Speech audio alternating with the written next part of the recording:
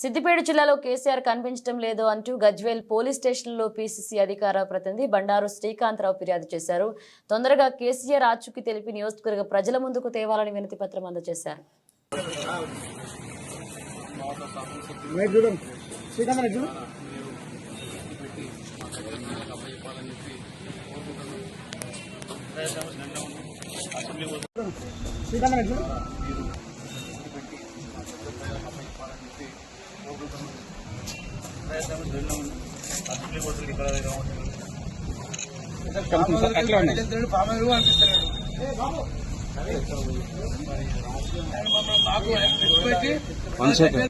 మిమ్మల్ని కలుసుకోవడం ఎందుకంటే కేసీఆర్ సాబ్ కిదర్ హై?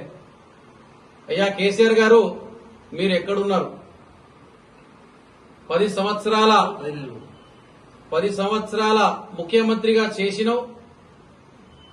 సరే, రాష్ట్రం అంతా నీ బాధ్యత కాబట్టి నువ్వు మాకు అందుబాటులో లేవు. సంతోషం. 10 నెలల నుంచి గౌరవ ప్రధాన ప్రతిపక్ష నాయకుడిగా కూడా ఉన్నావు.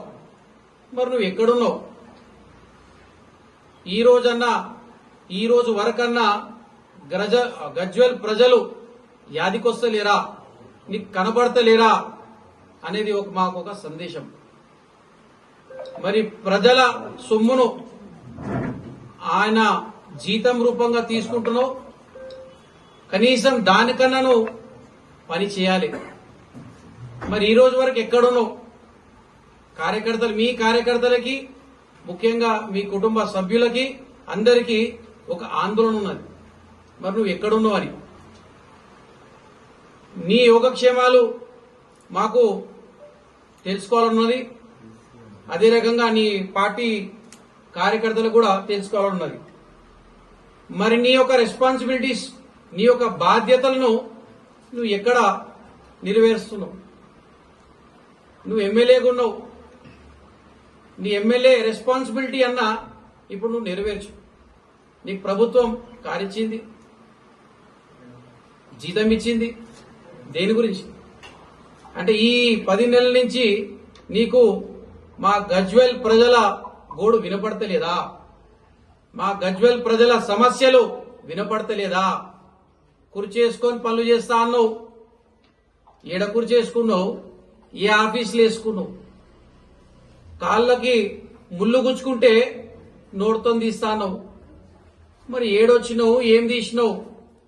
సరే, నువ్వు బయటికి రానికి ముళ్ళుల్లోనే గుచ్చుకోమంటే కూడా ముళ్ళ కంప తెచ్చినాం, మేం గుచ్చుకుంటాం.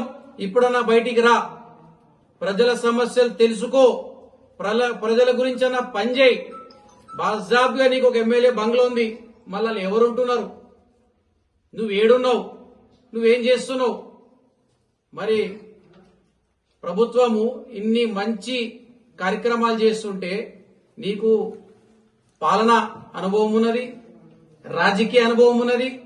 మరి ఆ అనుభవంతోనన్నా మా ముఖ్యమంత్రికి సూచనలు, సలహాలు నీ బాధ్యతగా ఏమైనా ఇస్తున్నావా? ఇస్తే ఎప్పుడు ఇస్తావు? ఎప్పుడు బయటికి వస్తావు? ఏం చేస్తావు అనేది గజ్వేల్ ప్రజల గురించి వాళ్ళ తరఫున మేము ఈరోజు ప్రెస్ సమావేశం పెట్టడం జరిగింది. మాట్లాడుతున్నారు. మరి వాళ్ళనేమైనా మందలిస్తున్నావా? వాళ్ళకేమైనా సూచనలు ఇస్తున్నావా? మరి దాన్ని సమర్థిస్తున్నావా? ఆ జవాబు అయితే నీకు బాధ్యత ఉంది, నువ్వు ఇయ్యాలి. నువ్వు ఎప్పుడు ఇస్తావు అనేది కూడా మాకు తెలియాలి. నీ పార్టీ కూడా మీ పార్టీ వర్కింగ్ ప్రెసిడెంట్ ద్వారా నడుపుతున్నావు. నువ్వు గౌరవ అధ్యక్షుడు. సరే, మీ అంతర్గత విషయం అది నాకు సంబంధం లేదు, మాకు సంబంధం లేదు, మా గజ్వేల్ ప్రజలకు సంబంధం లేదు. మాకు సంబంధం కేవలం నువ్వు ఎక్కడున్నావు, ఆరోగ్యంగా ఉన్నావా, నీ యోగక్షేమాలు ఇప్పుడు ఆయన మాకు కనబడతలేదు. ఒక ఆందోళన ప్రజలకు ఉన్నది. ఎందుకు ఆందోళన ఉన్నదంటే, ఒక శాసనసభ్యుడిగా నువ్వు మా మధ్యలో లేవు. పోలీస్ని రిక్వెస్ట్ చేస్తున్నా, మీ ద్వారా ఇప్పుడు పోలీస్ కంప్లైంట్ ఏదైతే ఉందో, ఇప్పుడు ఈ పోలీస్ కంప్లైంట్ ని ఆయనని ఎత్తుకుబెట్టి గజ్వేల్ ప్రజలకి ఆయనని అప్పచెప్పాలంటే ఒక సేవకుడిగా నేను ఎన్నుకున్నారు. 3 సార్లు శాసనసభ్యుడిగా నువ్వు ఎన్నికైనావు. ఎన్నికై ఆ రోజు నుంచి ఈ రోజు వరకు నువ్వు ఏ కార్యక్రమాల్లో పాల్గొనలేదు. ఏ కార్యక్రమాల్లో మాకు ప్రజల గురించి నువ్వు మాట్లాడిన దాఖలాలు లేవు. ప్రజలని కలిసిన దాఖలాలు లేవు. ప్రజలను ఆలోచించినటువంటి దాఖలాలు లేవు. మరి నీ పరిస్థితి ఏంది, నువ్వు ఎక్కడున్నావు, ఏం చేస్తున్నావు అని చెప్పి ప్రజలు ఆలోచిస్తున్నారు, ప్రజలు విచారిస్తున్నారు, ప్రజలు చర్చిస్తున్నారు. మరి ఎక్కడున్నావు కేసీఆర్ సాబ్? ఈ రోజైనా బయటికి రా, ఇక నుంచైనా బయటికి రా. సరే, తప్పులు అందరితో జరుగుతుంటాయి. మరణించేటువంటి పెద్ద గుణం గజ్వేల్ కాంగ్రెస్ పార్టీ ఓటర్లకు ఉంది. నిన్ను గెలిపించుకున్న పాపానికో, నిన్ను గెలిపించుకున్న అదృష్టానికో, నిన్ను గెలిపించుకున్నటువంటి సందర్భంకో ఈ రోజు నుంచైనా బయటికి రా, మా సమస్యలు విను. ఏ ఒక్క కాన్స్టిట్యున్సీ అభివృద్ధి అయినా ఎమ్మెల్యే ద్వారా జరుగుతుంది. ప్రజల సమస్యలు ఎమ్మెల్యే ద్వారా తెలియజేయాలి. మరి గజ్వేల్ ప్రజల సమస్యలని ముఖ్యమంత్రి స్థాయి వరకు ఎవరు తీసుకుపోతారు? అసెంబ్లీలో ఎవరు రేజ్ చేస్తారు? అసెంబ్లీలో ఎవరు మాట్లాడతారు? నువ్వు ఎక్కడున్నావు?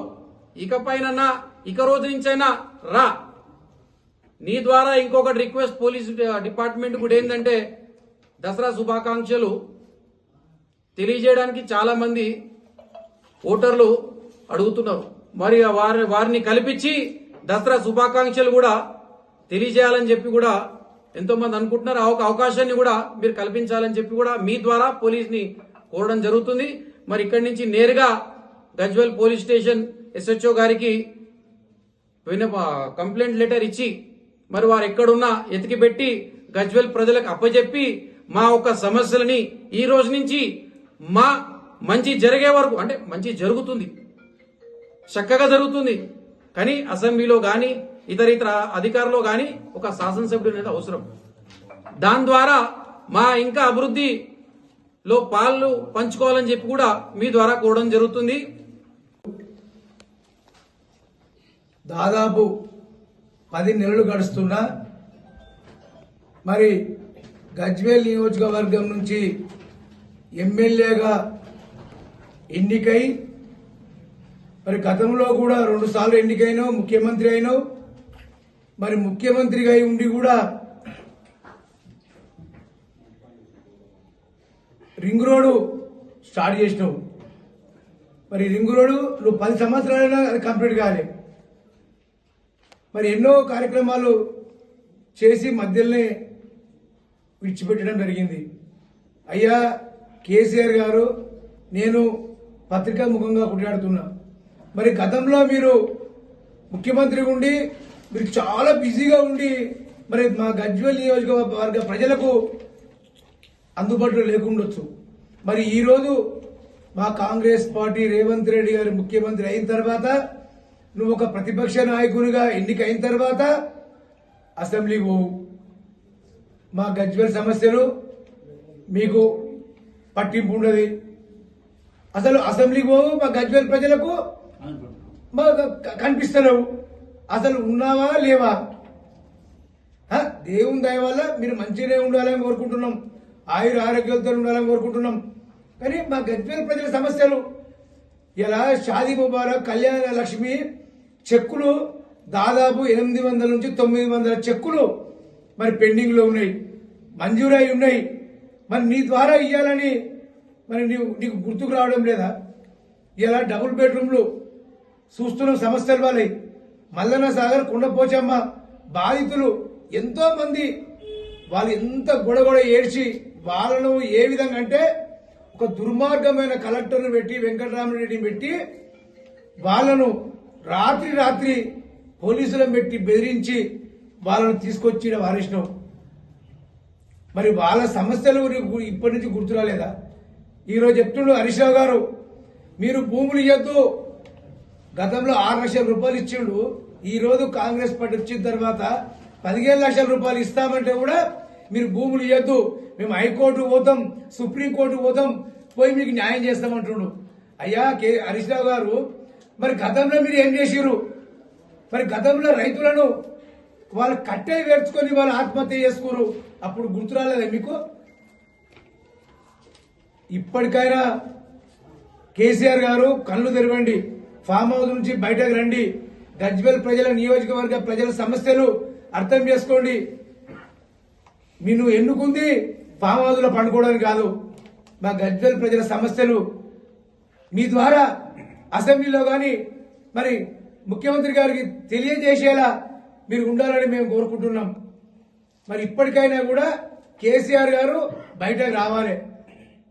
నువ్వు సీఎం క్యాంప్ ఆఫీస్ కట్టుకున్నావు, దాదాపు 6 సంవత్సరాలు అవుతుంది. ఒక్కసారి అడిగిపెట్టినవా? భోగ భాగ్యాలతోటి అనుభవించాలని కట్టుకున్నావు, ఒక్కసారి కూడా దాన్ని అడుగు పెట్టబోతుంది.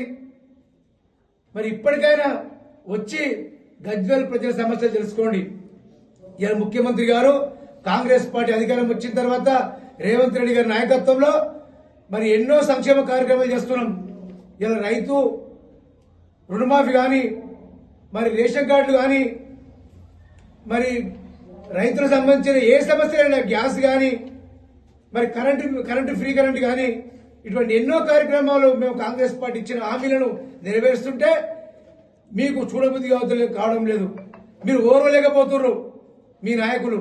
ఇప్పటికైనా సిగ్గుశరం తెచ్చుకొని రేవంత్ రెడ్డి గారు చేస్తున్న కార్యక్రమాలకు మీరు సహకరించురి. కానీ లేనిపోని అబద్ధం మాటలతోటి ప్రజలు రెచ్చగొట్టడం చూస్తే ప్రజలు మీకు రాబోయే ఎన్నికల్లో, స్థానిక ఎన్నికల్లో మీకు తగిన బుద్ధి చెప్తారని మీ ద్వారా తెలియజేస్తున్నాం.